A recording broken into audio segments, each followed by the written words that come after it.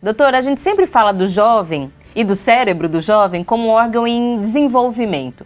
O que o cérebro está vivendo nessa época da vida? Muito bem, o cérebro ele é um órgão extremamente complexo, ele tem um desenvolvimento em etapas e na primeira infância ocorre uma multiplicação das sinapses, que são as comunicações entre os neurônios. Isso ocorre de uma maneira difusa, global, e isso acontece até aos 15 anos, 16 anos, quando ocorre um outro fenômeno chamado poda sináptica, que é quando as comunicações que não têm utilidade, entre aspas, elas vão sendo desfeitas e os circuitos vão sendo aprimorados. É quando a pessoa começa a ganhar autocontrole, moderação, planejamento, que é característico da entrada da vida adulta. Quando eles são cobrados a começar a tomar decisões, fazerem escolhas. Mas a gente fala muito, doutor, sobre como o jovem ainda não tem completa capacidade de medir consequências das suas escolhas. E eu estou dizendo isso porque se aplica a todo tipo de assunto, inclusive no uso de substância.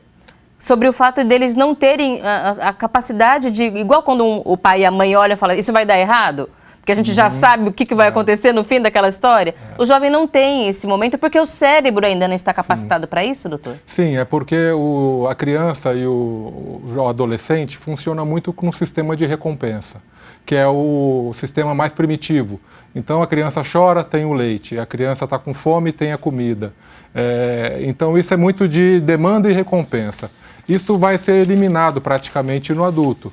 E essa fase de trocar a demanda e recompensa pelo planejamento e moderação ocorre exatamente nessa época que a gente está discutindo, da passagem da adolescência para a vida adulta.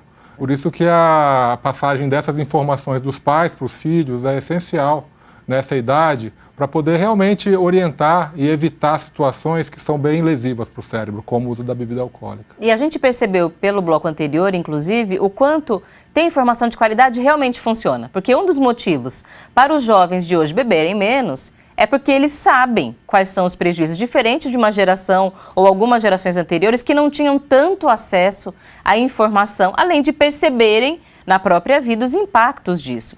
Agora, doutor, quando o senhor fala sobre esse cérebro em desenvolvimento, as sinapses, as podas, o aprendizado, como é que isso fica quando entra uma substância como o álcool?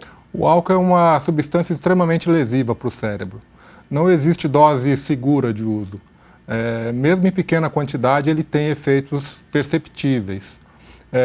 Na adolescência, o que é mais comum é o uso em quantidade excessiva por curtos períodos, nas festinhas, que é aquela bebida de grande quantidade para soltar.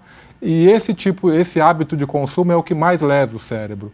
Ele leva às regiões da memória, da formação da memória. Por isso que, geralmente, nessas situações, a pessoa tem os apagões, não se lembra da festa, não se lembra do que aconteceu, do que fez. É porque o hipocampo, que é essa região do cérebro responsável pela formação da memória, ela é atacada pelo álcool. O uso crônico, ele acaba causando uma dependência química e até uma dependência psicológica.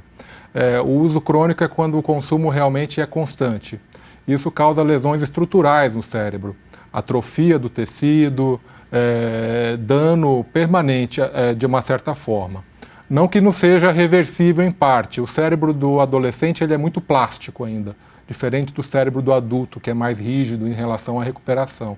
Então, sempre que você possa parar de consumir o álcool ou reduzir a quantidade, já é uma ação significativa para recuperar essa perda. Então, sempre compensa... Sempre há tempo de recuperar. De rever esse hábito. Isso serve para todas as faixas etárias. É claro que é diferente do cérebro do adulto, sim, mas os impactos também aparecem de memória, de concentração, os prejuízos todos, eles acontecem em qualquer faixa etária, não é, doutor? Sim, existem estratégias para você acelerar, maximizar essa recuperação.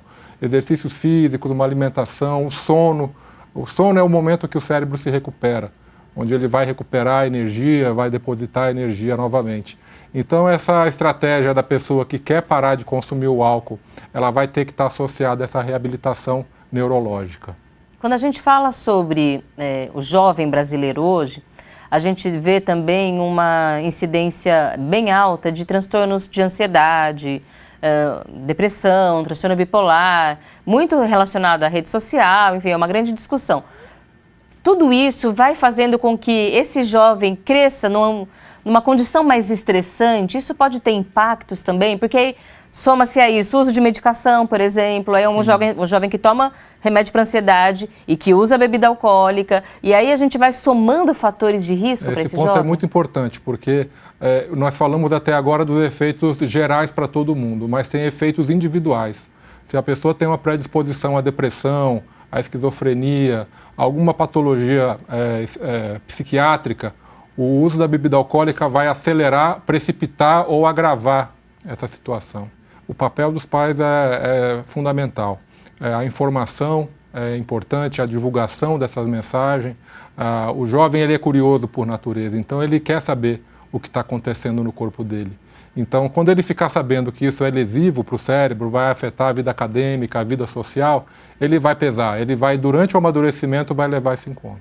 E mesmo que seja com 25 ou com 32, mas a gente tem que continuar protegendo sempre, né, doutor? Porque os impactos do álcool no cérebro, eles são para qualquer faixa etária, e é importante que a gente tenha esse conhecimento e não trate, o senhor destacou bem, não é porque é socialmente aceito e no Brasil é tratado como uma droga lícita, que não é uma droga. Perfeitamente. Né, doutor? E causa dependência e causa prejuízos a longo prazo. Doutor, muito obrigada pela conversa. Seja sempre bem-vindo ao Viver é Melhor. Eu que agradeço.